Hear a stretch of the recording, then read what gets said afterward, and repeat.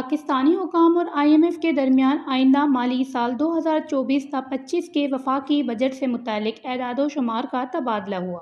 ذرائع کے مطابق IMF کو وفاقی بجٹ کے حجم، اخراجات، ترقیاتی بجٹ، محاصل اور سبسڈی کی تفصیلات دی گئی۔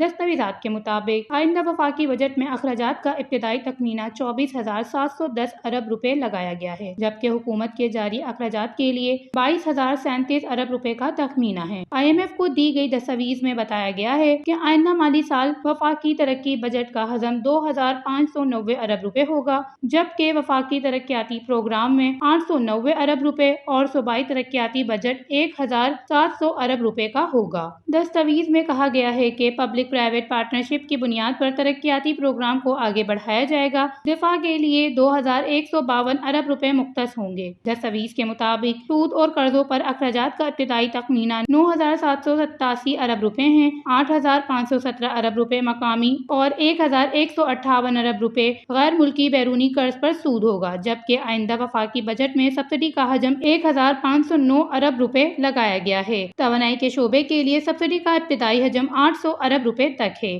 بجٹ دستاویز میں کہا گیا ہے کہ آئندہ مالی سال حکومت کی مجموعی آمدن کا تخمینہ 15,424 ارب روپے ہے۔ آئندہ مالی سال FBR کے ٹیکس محاصل کا تخمینہ 11,113 ارب روپے رکھا گیا ہے۔ دستاویز میں مزید بتایا گیا ہے کہ براہ راست ٹیکسوں کا حجم 5,291 ارب روپے رکھے جانے کا امکان ہے۔ وفاقی ایکسائز ڈیوٹی 672 ارب روپے اور سیلز ٹیکس 3,855 ارب روپے رکھنے کا تخمینہ لگایا گیا ہے۔ کسٹم ڈیوٹی کی مد میں 1,286 ارب روپے وصولی کا تخمینہ لگایا گیا ہے، جبکہ نان ٹیکس آمدن کا ابتدائی تخمینہ 2,011 ارب روپے تک لگایا گیا ہے۔ دستاویز کے مطابق بجٹ میں پیٹرولیم لیوی کی مد میں 1,080 ارب روپے کی آمدنی کا اندازہ لگایا گیا ہے، جبکہ گیس انفراسٹرکچر ڈیولپمنٹ سرچارج کی مد میں 78 ارب روپے کا آمدن تخمینہ لگایا گیا ہے۔ ذرائع کے مطابق آئندہ مالی سال 2024 تا 25 کا وفاقی بجٹ 7 جون کو قومی اسمبلی میں پیش کیے جانے کا امکان ہے۔